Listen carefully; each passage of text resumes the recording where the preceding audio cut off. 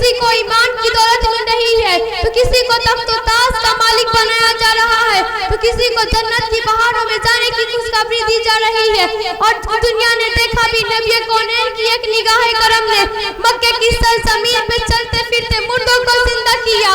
सिर्फ जिंदगी ही नहीं बख्शी, बल्कि हजरत उमर फारूक रज़ी अल्लाह तआला अन्हु को जलालत, हजरत सिद्दीक अकबर को सदाकत, हजरत उस्मान गनी को सखावत, हजरत अली को शुजाअत और तमाम सहाबा कराम को सदाकत और इमामत का ऐसा नमूना बना दिया जिसकी मिसाल दुनिया पेश नहीं कर सकती। हजरत अब्दुल मुत्तलिब खाना काबा की तवाफ कर रहे हैं। तवाफ करते करते क्या देखते हैं कि अचानक खाना काबा मुंह के बल गिर गया।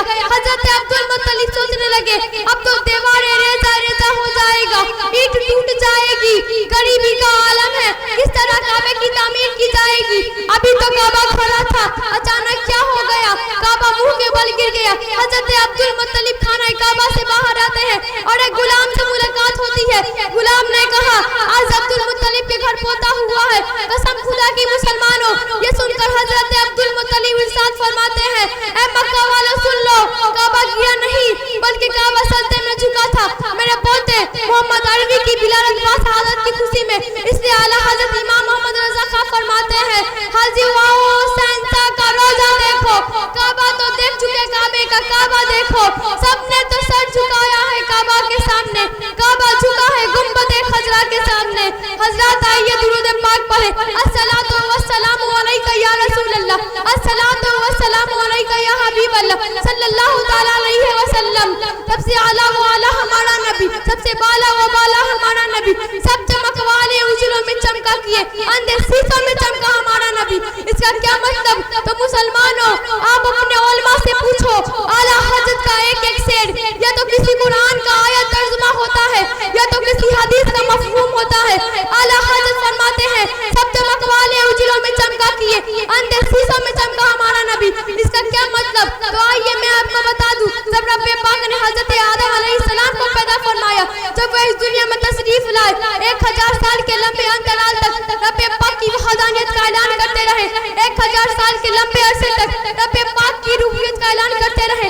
सबको पढ़ना है। जब हजरत आदम अलैहिस्सलाम की मिसाल का वक्त आया तो उन्होंने अपने बेटे शीश को बुलाया और बुलाकर कहा बेटा तुम सब कुछ देख चुके हो, ठीक इसी रोशनी में, ठीक इसी उजाले में, ठीक इसी चमक में तुम मेरा रब्बे पाक की रूहियत का ऐलान करना, तुम मेरा रब्बे पाक की वहदानियत का ऐलान करना।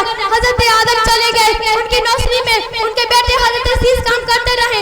एक अरसे तक लंबे अंतराल तक हजरत शीश आदम की चमक में काम करता रहा।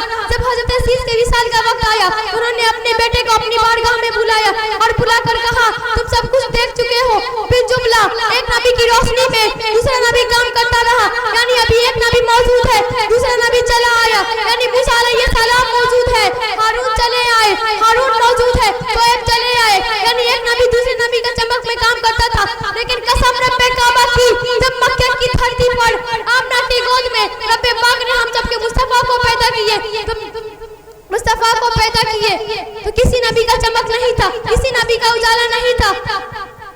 हजरत ईसा को गुजरे 666 साल का अर्स गुजर चुका था। पूरी दुनिया अंधकार में डूब चुकी थी, पूरी दुनिया में तारीकियां ही तारीकियां थी, पूरी दुनिया में अंधेरा ही अंधेरा था, पूरी दुनिया में जुल्मतें ही जुल्मतें थी और पूरी दुनिया में अंधकार फैल चुका था।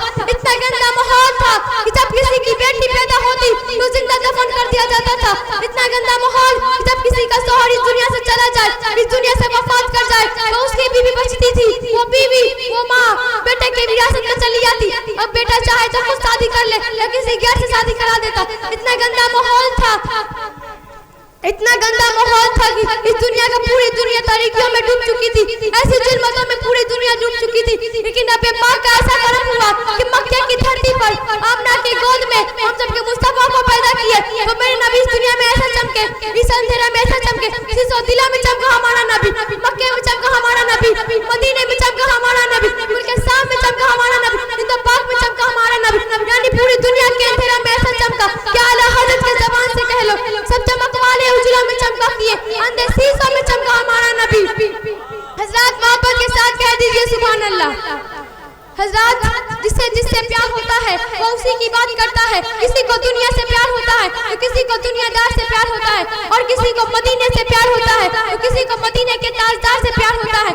जिससे जिससे प्यार होता है वो उसी की बात करता है। हज़रत जब आप पूरी दुनिया का जायजा लोगे तो किसी आइटम ने कलम उठाकर बोला आगरा का ताजमहल आला, किसी आइटम ने कलम उठाकर बोला दिल्ली का लाल किला आला, किसी आइटम ने कलम उठाकर बोला बनारस की सुबह आला, किसी आइटम ने कलम उठाकर बोला कश्मीर की हसीना बादी आला, किसी आइटम ने कलम उठाकर बोला ये आला, किसी आइटम ने बोला वो आला। मैं आलम में तशव्वुर में इमाम मोहम्मद रज़ा से अर्ज करने लगी, ऐ इमाम मोहम्मद रज़ा, इस सदी का सबसे बड़ा राइटर तू है, 1400 किताब लिखने वाला राइटर तू है, 8 घंटे में और दौलतुल मक्क लिखने वाला राइटर तू है, और फतह वारिस में लिखने वाला राइटर तू है। ऐ मेरे इमाम मोहम्मद रज़ा, जरा तू तो बता कि तेरी नज़र में कौन आला है जो आज भी बरेली से आवाज आ रही है। ऐ लोगों कान खोल कर सुनो, मोहम्मद रज़ा की नज़र में न आगरा का ताजमहल आला, न दिल्ली का लाल किला आला, न कश्मीर की हसीना बादी आला, न ये आला न वो आला।